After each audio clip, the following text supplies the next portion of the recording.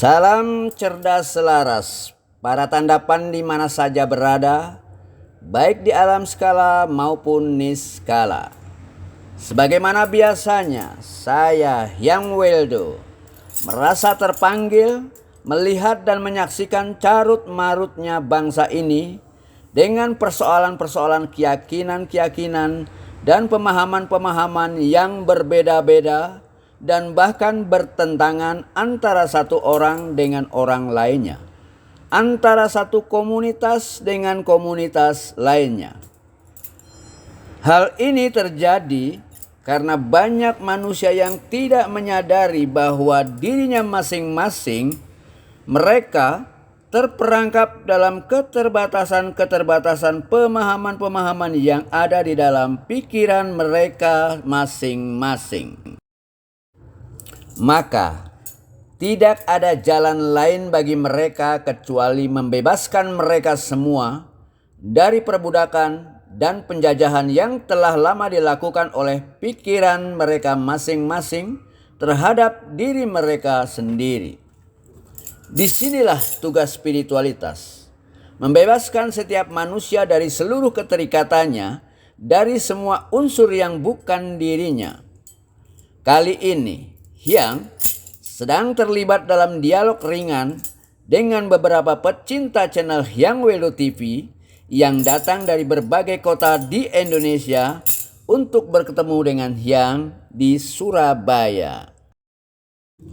Oleh karena itu, ikutilah konten video Hyang kali ini hingga akhir agar tidak terjadi gagal paham terhadap semua persoalan yang sedang kita bicarakan bersama-sama. Mari, silahkan. Salam cerdas selaras, para tandapan di mana saja berada, terutama yang hadir saat ini. Begitu pula yang di alam niskala, tetap kehadirannya kita tunggu. Pada kesempatan kali ini, sebagaimana biasanya setiap malam Jumat kita ada acara yang namanya Sambang, Sambung, Sumbang. Sambang Sukma, Sambung Rasa, Sumbang Raga. Kebetulan kita kedatangan tamu baru dari berbagai kota. Ya.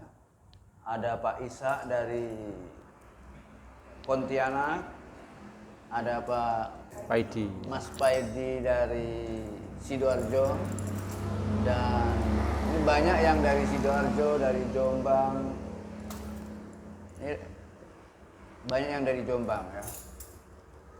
Nah, ini dari Malang Pak Mbah Yusuf. Pada kesempatan kali ini kita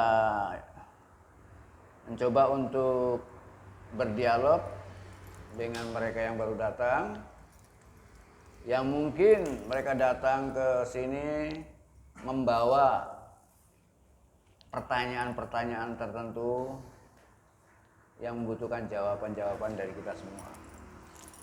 Ya, monggo mungkin bisa dimulai dari Mas Paidi. ya yang salam rahayu, Rahayu semuanya. Rahayu.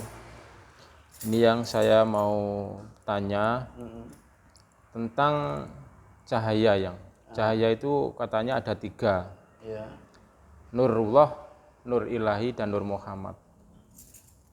Sedangkan saya yang mulai tahun 2000, itu di penglihatan saya itu sampai saat ini itu tidak pernah ada pudarnya yang dimana mata saya melihat di situ ada cahaya.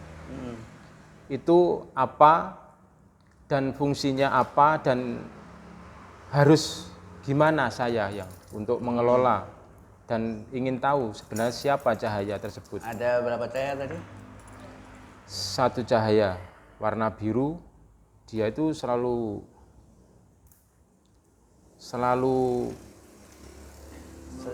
mengeluarkan cahaya berkelap-kelap gitu yang.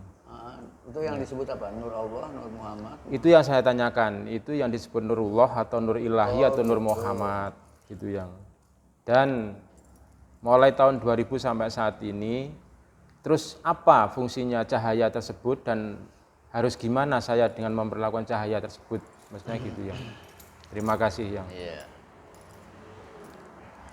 Kalau kita dalam melakukan meditasi, kalau hanya berjumpa dengan cahaya-cahaya saja, itu masih bisa kita sangsikan. Masih bisa kita sangsikan karena ya, cahaya tadi bisa saja mengaku apa saja. Warna bisa macam-macam. Jadi kita sangsikan. Karena apa? Dalam tradisi yang pernah diungkapkan sama Rasulullah, ya, bahwasanya apabila kita melakukan meditasi atau melakukan sesuatu laku, kemudian muncul penampakan-penampakan yang berupa cahaya, dan apabila cahaya itu menyebut dirinya sebagai aku adalah Tuhanmu, maka Tuhan mengatakan jangan percaya. Itu bisa saja makhluk lain, makhluk yang ada di alam astral, yang mencoba untuk membo-membo dan mengaku-ngaku sebagai aku, kata Tuhan. Tapi apabila yang muncul dalam meditasi itu adalah wajah Rasulullah, maka itu dijamin benar. Karena tidak siapapun, tidak ada makhluk astral yang bagaimanapun yang bisa menyerupai Rasulullah. Jadi wajah Rasulullah itu harus dijadikan jaminan untuk menyatakan bahwa yang muncul benar. Gitu. Sedangkan Rasulullah sendiri kita kan belum pernah ketemu dan belum pernah tahu yang. Itu masalahnya. Iya. Dan itu gini yang, maaf yang ya. Iya. Sedangkan cahaya ini saya nggak butuh meditasi yang. Saat ini juga saya taruh di tempat yang itu langsung yang. Jadi saya taruh di tembok sana itu langsung. Jadi tidak perlu saya meditasi yang. Mulai tahun 2000 sampai saat ini, seandainya saya membaca gini yang ya, itu saya tertutup dengan cahaya tersebut. Tertutup. Iya. Dihalangi gitu. Bukannya ya kayak menghalangi, jadi saya membaca kayak gini yang ya, itu cahaya itu menyinar di situ ya. Biar selalu gemerlap gitu. Itu dulu gini yang. Iya. Dulu pernah saya wiridkan dengan sebisa saya karena waktu itu saya belum ada yang membimbing. Iya. Saya wiridkan di situ cahaya yang warna biru yang kemebiar itu berubah menjadi cahaya putih hanya sebesar merica waktu itu di tahun 2000. Iya. Setelah saya kurang puas apa sebenarnya cahaya itu kok sekarang dulunya awalnya berkemerlap terus ganti menjadi putih seperti merica. Saya kurang puas, saya wiridkan lagi. Di situ berubah jadi mata yang. Berubah jadi mata. Mata. Jadi saya taruh di tembok itu persis. Jadi kayak bulu-bulu ini kelihatan. Itu cuma satu yang. Matanya satu. Satu. Jadi kalau saya memandang gini yang dimanapun saya tempatkan di posisi mas-masnya semua ini langsung. Jadi nggak usah meditasi yang. Itu mulai tahun 2000 sampai saat ini. Terus mata yang sering sampai temui nggak pernah memberikan tanda-tanda apa-apa. Nah, waktu itu gini yang saya wiridkan lagi, saya taruh di tembok. Mata itu saya pandangi yang ya, sambil wiridan saya pandangin. Nah, tembok itu seakan-akan mau kayak membuka dimensi lain. Di situ saya nggak berani karena saya tidak ada membimbing. Takutnya saya nanti akan kesasar kemana-mana. Nah, akhirnya saya minta pengampunan, ya Allah saya minta ampun. Saat ini juga saya berhenti dulu saat ini, gitu ya. Tapi saya sampai sekarang ini inginlah saya kangen dengan itu tadi, tapi udah nggak bisa lagi ya. Pasti bisa. Mungkin nanti kita bisa latihan. Iya. Nah itu maksud saya itu apa yang cahaya itu yang? Apa nggak bisa dibuang atau gimana yang gitu maksudnya? Kita nanti bisa lihat dengan caranya sendiri. Yang hanya memberikan pintu nanti. Iya. Mungkin ada pertanyaan lain yang lebih spesial gitu, yang berkaitan dengan masalah ketauhidan, masalah apa saja lah. Kalau untuk ketauhidan saya Ya, rasa masalah apa saja? ya cuman cahaya ini aja yang harus saya ungkap dulu, karena kalau untuk ketauhidan mungkin pernah dulu itu seperti yang sempat saya utarakan tadi, yang saya di tahun 2000 saya itu seakan-akan dikasih pertanyaan selama 7 hari 7 malam tanpa mutus jawaban. Ya, maksudnya gimana itu? Jadi kalau setiap ada pertanyaan dari manapun datangnya, yang di sini tuh kayak istilah komputer. Jadi jawabannya langsung krek langsung ada. Nah, disitulah setelah saya menikah itu semakin memudar yang. Jadi kayak bicara kayak gini ini bukan saya atur atau saya rekayasa sedemikian rupa biar gimana, enggak. Itu dengan sendirinya dia itu akan keluar. Seandainya kita bergabung sama teman-teman, apa yang dia katakan sama teman ini dengan spontanitas, pembicaraan ini keluar dengan sendirinya, gitu yang. Ya karena data-data itu sudah ada dalam sistem sampean gitu. Dengan sendirinya dia akan keluar, seolah-olah dia keluar secara intuitif. Itu karena ada data. Mungkin sampean punya hubungan dengan sumber data. Di situ yang nggak pernah saya tahu. Sehingga ya punya hubungan tanpa sampean sadari, sampean punya hubungan dengan sumber data pusat ibaratnya. Sehingga semua jawaban ada. Cuma sampean nggak menyadari kalau ada hubungan itu. Atau mungkin sampean juga pernah di masa lalunya punya banyak pengetahuan, ya. Sehingga pada saat sampean dapat pertanyaan, sampean langsung mampu mengakses pada data-data yang pernah sampean simpan di masa lalu. Mungkin itu yang saya minta dari Yang, mungkin dengan bertemunya sama Yang saya bisa dibawa lagi untuk melihat, pasti mengakses ke pasti sebelum-sebelumnya ya.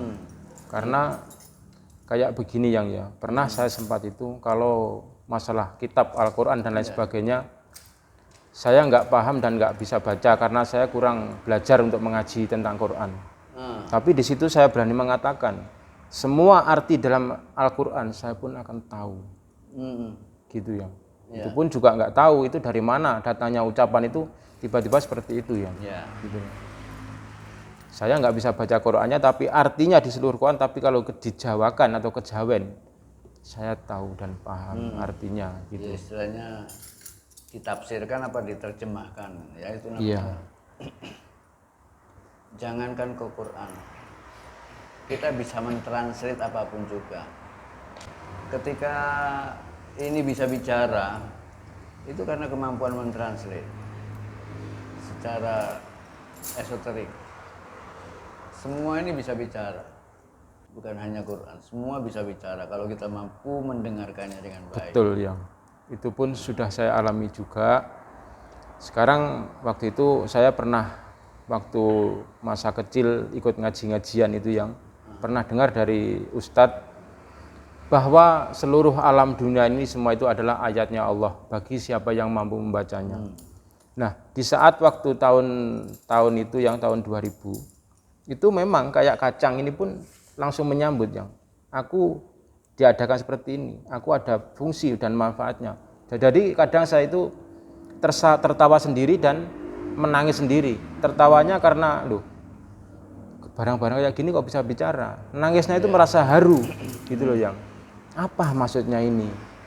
Seperti itu. Tapi ya saya kembali lagi Yang, untuk setelah saya berumah tangga itu semakin meredup, semakin berkurang atau mungkin saya kurang lakunya atau gimana. Ya kemungkinan saya mohon bimbingan ketika Yang. sampean berumah tangga banyak persoalan-persoalan yang harus ditangani segera, tuntutan-tuntutan kehidupan yang nggak bisa dihindari, apalagi dengan ancaman-ancaman tertentu yang membuat kita hidup seolah-olah harus berlari untuk mengejar sesuatu, akhirnya membuat kemampuan fitrah kita pudar. apa yang kira-kira yang harus saya lakukan untuk Ya, saat nanti ini. selanjutnya hanya langsung praktek saja. Oh gitu. Merasa tidak ada jawaban yang memuaskan, saya itu merasa bergentayangan yang. Jadi kemanapun ada orang yang istilahnya saya anggap istimewa, lebih jelas, lebih tahu dari saya, itu saya kejar. Karena Iya, iya. seakan-akan saya itu apa yang dikatakan Tuhan. Nah, seperti itu loh yang harusnya saya tahu. Kalau boleh dikatakan saya sudah mengikuti semua dalam video yang apapun itu, semua itu masuk dalam pemikiran saya yang gitu loh. Semua diikuti ya. Iya, mungkin saya Kira-kira ikuti. gimana? Semua nggak ada yang nolak, semua itu masuk yang gitu loh, masuk semua. Yang di dalam menerima. Apapun itu, bahkan dari dogma-dogma kehidupan saat ini pun saya lepas. Bahkan kan saat ini orang itu hanya kebanyakan orang memegang hanya satu kitab kan gitu yang ya. Kalau saya enggak, saya katakan gitu. Karena kayak kitab itu kan ada 4. Dalam kitab yang nyata aja yang ya, kayak Injil, Taurat, Zabur, sama apa yang satunya? Banyak sekali. Ya kitab itu, nah, anggaplah 4 itu. Padahal semua manusia itu kan membawanya yang, tapi tidak diakui gitu aja. Karena semua ajaran kan baik, sebenarnya kan gitu. Bahkan kehidupan saya sebagai orang Islam, saya tahu kalau kitab saya itu Al-Quran. Tapi ada Injil yang saya lakukan, karena dalam kitab Injil itu juga ada lagu yang ajaran baik semua. Walaupun dalam kitab Taurat atau Zabur sekalipun, itu pun juga ada perilaku-perilaku yang baik gitu yang. Agama Islam, kalau Nabi Muhammad diserai kitab suci yang disebut Al-Quran. Sebutan Al-Quran itu kan artinya bacaan. Iya. Ya. Itu nama yang paling universal. Jadi bahkan Tuhan pun juga memberikan perintah pada kita untuk membaca diri kita sendiri. Iya. Ayatnya apa itu? Yang berbunyi Iqra bismi rabbikal ladzi khalaq. Bacalah dirimu. Tuhan menginginkan kita semua untuk membaca diri kita. Berarti diri kita sendiri ini bacaan yang bisa dibaca. Nah, bacaan itu bahasa Arabnya Quran. Nah, diri kita ini Quran yang sebenarnya. Kalau sampai mengatakan bahwa setiap orang membawa Quran, bukan hanya membawa Quran, setiap orang adalah Quran itu sendiri. Hanya tinggal kita mampu nggak membaca. Ya, banyak di antara kita yang nggak mampu membaca. Dan Tuhan menganjurkan pada kita, nggak usah membaca yang disebut ruh sama jiwa. Cukup, kamu bisa membaca darah saja udah bagus. Bagaimana darah itu mengalir, terdiri apa, darah di dalamnya.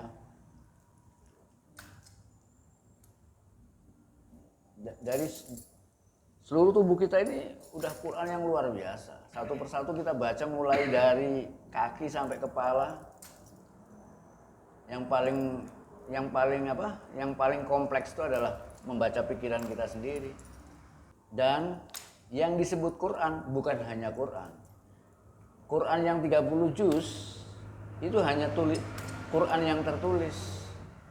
Quran yang hidup ya diri kita sendiri. Quran yang terbentang alam semesta.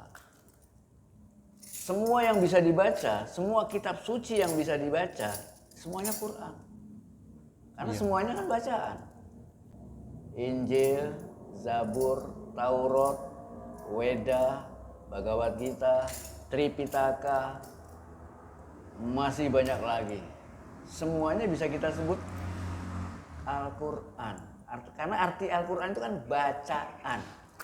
Semuanya bacaan.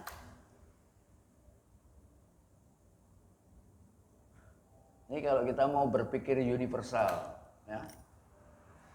Kalau kita mau cerdas, jangan ribut dengan masalah nama dan bahasa. Kalau orang-orang bodoh itu seringkali dibatasi oleh nama-nama dan bahasa. Namanya beda, bahasanya beda, udah ribut. Nah, ini tanda-tanda kebodohan tuh di sana. Kalau nggak bahasa Jawa nggak percaya, kalau nggak bahasa Arab nggak percaya, kalau nggak bahasa Inggris nggak percaya. Bahasa itu hanya pengantar. Nama-nama pun hanya kenalkan sebagai ganti substansi agar bisa dibicarakan. Ya seharusnya dan semua kita ini mampu membaca dirinya masing-masing. Membaca dirinya masing-masing itu intinya juga mencari siapa diri kita yang sebenarnya. Mencari siapa diri kita yang sebenarnya. Jati diri kita. Siapa yang udah bisa baca dirinya sendiri? Bagaimana? Masih berlanjut? Ya, yang ada satu lagi. Ini gini yang. Saya itu dulu pernah meminta sesuatu tapi di luar nalar manusia ya. Bagaimana itu? Saya minta itu langsung ke sebutan Tuhan saya kan Allah, itu saya orang Islam. Ya Allah, saya minta abadi hidup di dunia. Abadi? Ya, abadi. Di situ kok tiba-tiba juga ada jawaban yang boleh, bisa. Terus? Tapi kamu harus mampu membeli, istilahnya tukone, lakunya. Oh ada, gitu. Ya. Apa itu ya Allah lakunya itu? Satu, seumur hidupmu jangan sampai kamu lupa atau lali, bahasanya gitu. Lupa sama? Lupa atau lali, gitu ya. Lali itu kan bahasa Jawa, kalau lupa itu kan bahasa nasionalnya. Lupa gitu. Sama Tuhan kah? Lupa sama? Enggak, yang pokoknya tidak boleh lupa. Apapun yang kita kerjakan pokoknya tidak boleh lupa. Jadi kalau orang itu seakan-akan yang dinamakan neng awas eling itu loh yang. Kira-kira manusia bisa nggak menjaga agar tidak lupa? Disitulah waktu itu saya minta ampunan. Ya Allah, kalau memang itu harus saya beli, saya nggak mampu. Nah, siapa yang saya bicara kok ada jawaban itu tadi, gitu loh ya. Gitu. Siapa yang menjawab itu tadi? Di dalam diri sampean. Si penanya dan si penjawab sudah ada di dalam diri sampean. Apakah itu yang dinamakan Gusti atau gimana ya? Semua bisa arahnya ke sana juga. Makanya kalau saya kan waktu itu kadang takut karena orang itu kan takut dibilang musyrik atau mungkin munafik atau mungkin dan lain sebagainya yang ya, karena kok bisa-bisanya orang kayak gitu bicara sama kayak gitu loh yang takutnya gitu. Dan Allah pun sebenarnya tidak membatasi kehidupan manusia. Allah itu los, Allah itu maha santai kan gitu. Allah itu sangat sederhana sekali. Iya. Allah itu tidak menuntut apa-apa. Allah bisa berbicara dengan siapa saja, dengan caranya Dia. Apalagi kalau orang itu nggak menuntut apa-apa. Nah, kebanyakan orang ingin berbicara dengan Tuhan tapi dengan tuntutan-tuntutan. Misalnya ada Tuhan datang dalam wujud anak kecil, apa kita percaya? Misalnya Tuhan muncul dalam wujud yang bukan manusia, tambah sampai nggak percaya. Tuhan itu bisa berwujud apa saja. Untuk bisa bertemu Tuhan itu bisa dengan 3 cara. Cara pertama, kita minta sama Tuhan untuk turun ke bumi, iya kan? Iya. Karena kalau kita nggak bisa naik ke atas kan gimana? Atau mungkin kita minta tolong Tuhan agar kita dinaikkan ke atas. Tapi untuk bisa naik ke atas kan ada syaratnya. Harus suci, harus bersih dari ego, ya. Nah kalau kita minta Tuhan turun ke bumi, kira-kira kalau Dia ada hadir ke bumi, kira-kira setiap orang mampu mengenalnya enggak? Andai kata Dia mengatakan aku Tuhanmu, apakah setiap orang bisa percaya? Tidak akan bisa percaya. Dalam wujud apapun Dia tampil, tetap tidak akan dipercaya. Terus buat apa Allah melakukan ini kalau Dia tahu bahwa apa yang dilakukan adalah sia-sia? Karena udah watak manusia nggak pernah percaya apapun. Sudah watak manusia selalu meragukan apapun. Jarang orang bisa mengetahui Tuhan tanpa keraguan. Mampu nggak kita bebas dari keraguan sehingga mampu melihat Tuhan dengan jernih? Keraguan kita sebetulnya penghalang utama. Karena seringkali kita ini dihalangi oleh pikiran kita sendiri. Pikiran kita jadikan semacam penguji, penyaring. Dia kita jadikan sebagai penyaring. Pikiran kita nggak punya kemampuan apa-apa untuk mengetahui Tuhan. Karena tugas pikiran bukan di sana. Tugas pikiran hanya disuruh membaca semuanya. Dan semua yang dibaca oleh pikiran itu pun juga untuk kepentingan pikiran itu sendiri. Bukan untuk kepentingan kita. Karena pikiran ini butuh pengetahuan yang banyak. Kalau dia pengetahuannya sedikit, dia juga akan berpengaruh pada kita. Oleh karena itu pikiran pun butuh perlu untuk diisi dengan ilmu-ilmu yang memadai, sehingga pikiran nggak jadi penghalang buat kita. Ya seperti seseorang ya, karena pikirannya bukan hanya menghalangi dirinya, bahkan dia juga bisa menghalangi orang-orang lain. Wah, aku gak seneng kon melo iku. Nah, ya kan seperti itu kan. Iku sesat iku. Itu kan pikiran. Mungkin ada yang dialami kan di sini kan. Bukan hanya menghalangi dirinya, tapi juga bisa membatasi orang lain. Dan itu banyak, apalagi kalau orang-orang semacam ini dikasih kekuasaan. Misalnya kekuasaannya jadi majelis ulama atau jadi apa, akhirnya membuat fatwa kan. Masih berlanjut? Udah cukup ya, kasih kesempatan yang lain. Oke, pertanyaan selanjutnya kita berikan kepada Pak Ishak dari Pontianak. Silahkan Pak Ishak, apa kira-kira yang ingin ditanyakan sama Pak Ishak? Assalamualaikum warahmatullahi wabarakatuh. Rahayu Pian, Rahayu kawan-kawan. Saya menceritakan kenapa saya sampai di sini.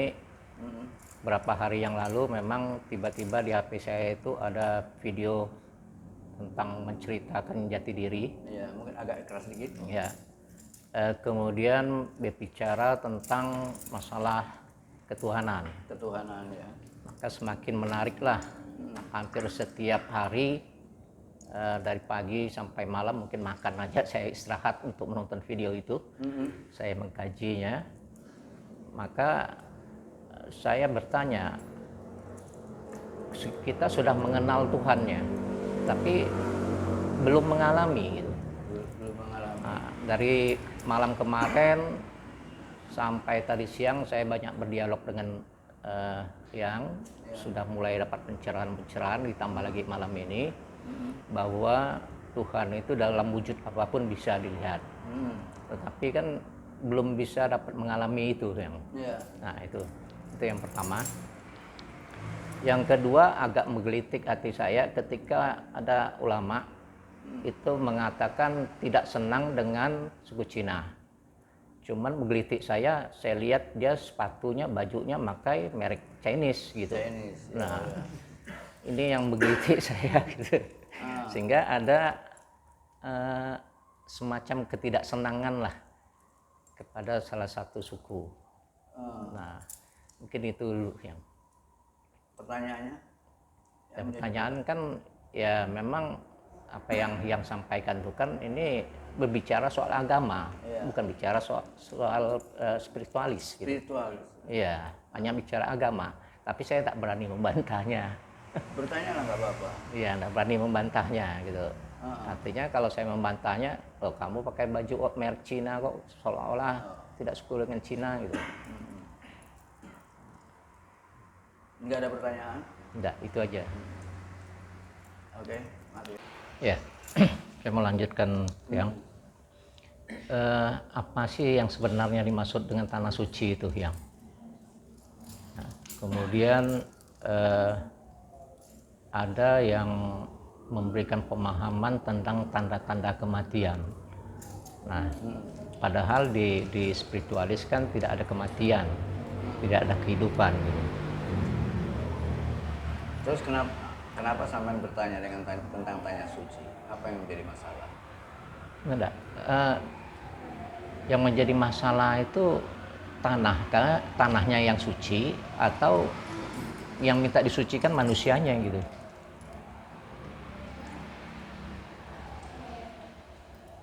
Kata-kata suci ya bisa diartikan dengan arti yang berbeda tergantung siapa yang mengembannya, siapa yang merangkul, apa yang merangkulnya gitu.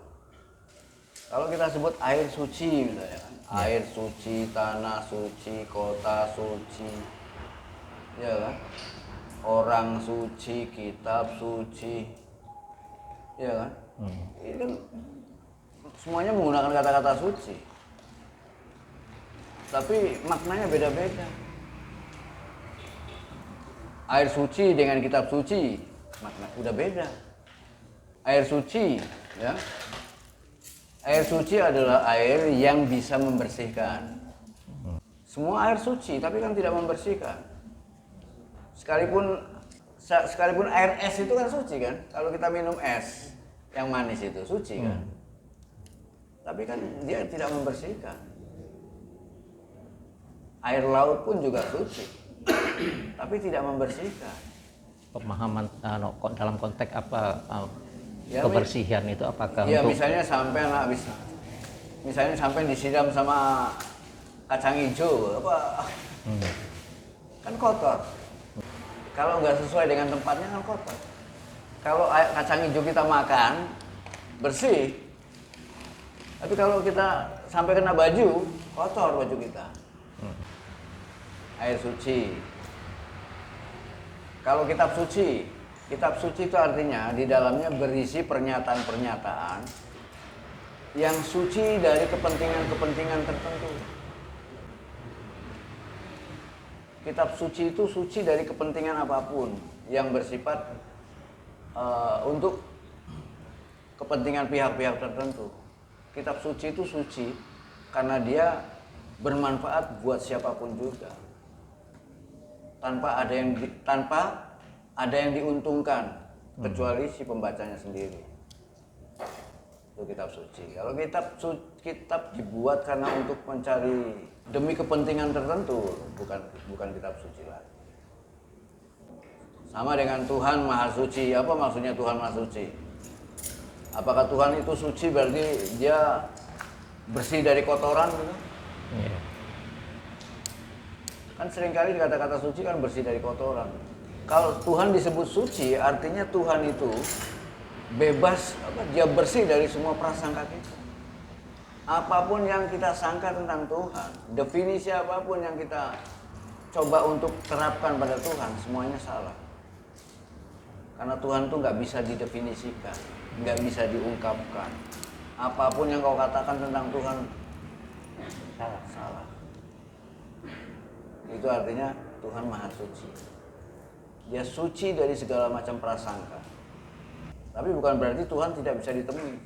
Temuilah Tuhan dalam kesuciannya. Kalau kita masih ada prasangka terhadap Tuhan, maka kita tidak akan bisa bertemu dengan Tuhan yang suci tadi. Tuhan yang ditemui hanya Tuhan yang ada dalam prasangkanya. Karena Tuhan juga, aku tidak jauh dari prasangkamu. Maka kalau kamu mencoba untuk mengetahui aku dalam batas prasangkamu, maka itu bukan aku. Itu Tuhan-Tuhan yang ada dalam pikiranmu. Nah, yang semacam itu udah nggak suci lagi. Sama dengan kata-kata tanah suci. Ya, tanah suci artinya tanah di mana kita bisa melakukan hal-hal yang berkaitan dengan kesucian. Sama dengan masjid suci, tanah yang disakralkan. Ya nggak ada makna apa-apa lagi. Hanya disakralkan untuk kepentingan tertentu. Untuk tujuan tertentu yang jelas untuk kebaikan manusia itu sendiri. Karena kalau Tuhan mengatakan ini tanah suci, ini kota suci, bukan untuk kepentingan Tuhan. Tuhan nggak punya kepentingan apa-apa. Bahkan Tuhan mencoba untuk mencari kemudahan-kemudahan agar manusia itu bisa memiliki keyakinan yang bagus, agar bisa membangun dirinya lebih baik. Makanya dia selalu mengatakan segala sesuatunya dengan kata-kata suci di belakangnya gitu. Ya. Terus pertanyaan tadi apa lagi? Kalau mengenai ini air suci yang mensucikan itu yang bagaimana ya? Ya air suci itu seperti air aqua ini kan suci, bisa membersihkan. Air yang bisa buat wudhu. Air laut nggak bisa. Air kelapa juga nggak bisa. Dia suci, bersih, bisa diminum, tapi nggak bisa mensucikan. Ya. Nah ini sebetulnya pertanyaan-pertanyaan yang bersifat syar'i itu ya. Iya. Ada lagi tadi? Yang Sudah. Apa itu tadi? Oh, mengenai tanda-tanda kematian itu. Tanda-tanda kematian. Setiap orang akan tahu. Kalau ingin tahu, bisa tak bilang sama Tuhan, Tuhan beritahukan kapan kematianku. Akan diberitahu. Dan kematian itu bukan takdir yang sudah ditentukan. Bisa nego ya? Bisa nego. Tergantung kalau manusia sudah tidak lagi punya keinginan apa-apa dalam hidupnya, sudah punya tidak harapan apa, tidak tertarik, tidak ada yang dicintai lagi, tidak ada yang mencintai lagi, tidak ada yang disukai, tidak ada lagi yang merasa. Pokoknya tidak ada lagi yang menarik dalam kehidupan ini. Bisa saja terjadi kematian terstruktur. Itu tiba-tiba saja tanpa kejadian apa-apa mati. Tapi apabila orang ini punya semangat yang besar untuk hidup karena dia mungkin punya anak, punya cucu yang dicintainya. Oh, aku harus hidup terus sampai cucuku ini besar. Aku ingin melihat dia sampai besar. Bisa saja dia hidup sampai cucunya besar. Seseorang yang hampir mati ketika ada anaknya hidup sendirian, mungkin dia nggak punya saudara, ada semangat untuk agar. Jadi tergantung pada semangat kita. Jadi kematian itu terjadi berdasarkan kesepakatan antara jiwa, ruh, dan tubuh. Tapi yang pegang kekuasaan ruh. Yang sering kali rewel itu jiwa. Waduh, aku udah nggak kuat lagi hidup ini. Mati. Gimana? Mau balik lah. Ruh tinggal nawarin aja. Kalau sudah terjadi kesepakatan, ruh.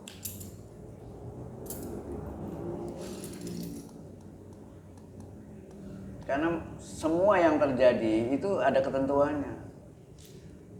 Kalau ketentuan itu terpenuhi, maka terjadilah. Ketentuan-ketentuan inilah yang disebut takdir. Orang menyebutnya takdir. Takdir itu masih berupa formulasi. Kalau begini ditambah begini pasti begini. Jadi dia hanya formulasi. Bukan sifatnya kamu tanggal sekian mati, kamu tanggal ini. Bukan seperti itu. Oke? Okay?